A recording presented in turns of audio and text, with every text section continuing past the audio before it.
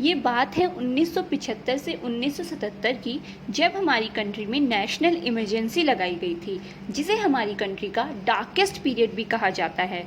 तब इंदिरा गांधी गवर्नमेंट ने हमारे कॉन्स्टिट्यूशन में सिटीजन्स के लिए कुछ फंडामेंटल ड्यूटीज़ ऐड की थी। तो आज हम अपने फंडामेंटल ड्यूटीज़ यानी कि हमारे मौलिक कर्तव्यों के बारे में डिटेल में जानेंगे। Why, where, when these fundamental duties incorporated in our constitution and what are the sources and need for these fundamental duties. Hi everyone, you are watching Bridge Educare. I hope you all are doing well. So without any further delay, let's start our discussion. हम किसी ना किसी प्रकार से एक दूसरे पर निर्भर हैं. Even we as a individual can't leads towards the self development without any kind of help and support. इसी तरीके से state can't make this country self reliant until they get proper support from the citizens as well. आप इस बात से पूरी तरह agree करें. तो इसी चीज़ को ध्यान में रखते हुए there are certain fundamental duties which are expected from the citizens to be carried out. अब ये मौलिक कर्तव्य क्या होते हैं? What are these fundamental duties? Basically it is a moral obligation on citizens to maintain the feeling of patriotism and unity among all the citizens of country. देशभक्ति या फिर देश की अखंडता और देश के नागरिकों में एकता बनाए रखने की दृष्टि से हमारे कुछ मौलिक कर्तव्य हैं. The fundamental duties are dealt with Article 51A under Part 4th A of the Indian Constitution.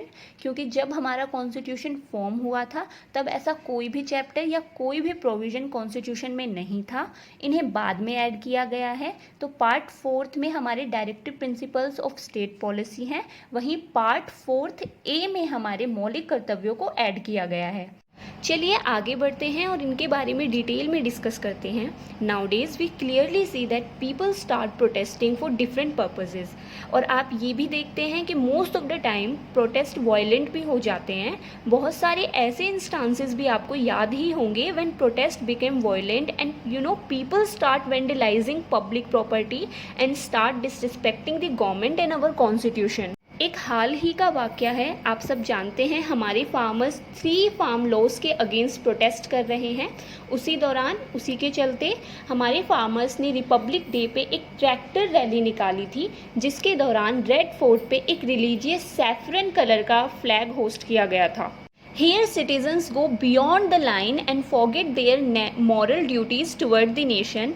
There was a similar condition in our country during the national emergency in 1976. जैसा कि मैंने आपको बताया था, ये बात है 1975 से 77 के बीच, जब हमारे देश में आपातकालीन की स्थिति थी. So during that time, the ruling party of our country, Indian National Congress, formed the Sardar Swaran Singh committee. इस कमेटी ने हमारे कॉन्स्टिट्यूशन में फंडामेंटल ड्यूटीज़ ऐड कराने की रिकमेंडेशंस दी थी. Basic funda behind these fundamental duties were that for enjoyment of their rights citizens also have some duties. अगर हमें कुछ मौलिक अधिकार दिए गए हैं तो हमारे कुछ मौलिक कर्तव्य भी हैं. Originally this committee recommended 8 points of fundamental duties, लेकिन उन सभी रिकमेंडेशंस को एक्सेप्ट नहीं किया गया था. Some further changes were made to the recommendations of Swaran Singh committee.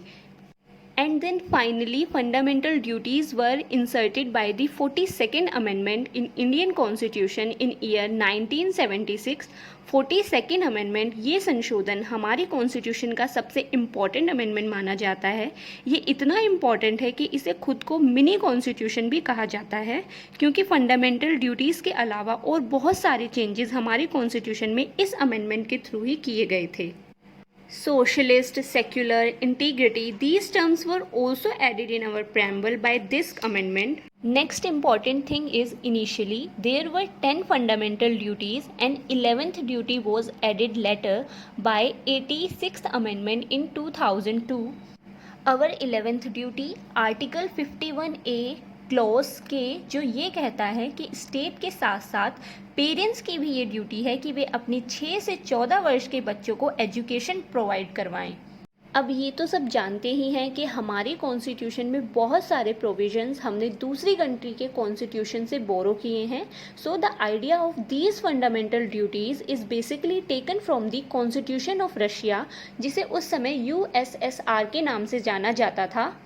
Other than this, many countries in the world also have the fundamental duties mentioned in their constitution. बहुत सारी other countries में भी ये provision है, like Democratic Republic of Vietnam talks about the duties of citizens towards the nation. Similarly, Article 194 of the Netherlands also mention about the same. Japan में भी ये provision है और इसके अलावा फंडामेंटल ड्यूटीज़ का जिक्र हमारे Universal Declaration of Human Rights and International Covenant on Civil and Political Rights में भी किया गया है। अब जानते हैं कि ये जो हमारी 11 फंडामेंटल ड्यूटीज़ हैं वो क्या क्या हैं। तो ये कुछ इस प्रकार हैं।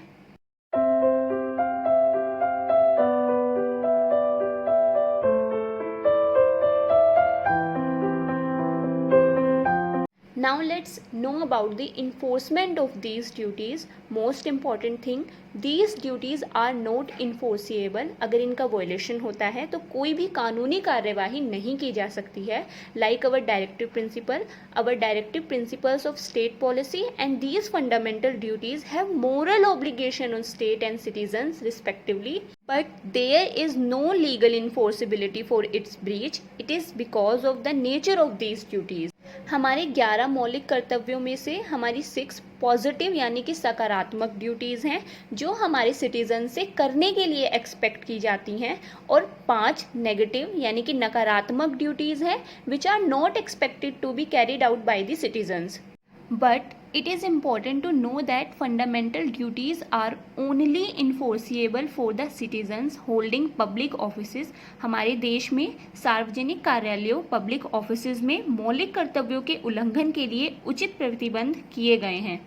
तो ये था आज का हमारा वीडियो फंडामेंटल ड्यूटीज़ या फिर हमारे मौलिक कर्तव्यों के बारे में. अगर आपको ये वीडियो पसंद आया तो please like comment and share, and if you haven't subscribed our channel yet then go and subscribe it now, and don't forget to press the bell icon for latest update. Thanks for watching our video. स्वस्थ रहिए और मस्त रहिए.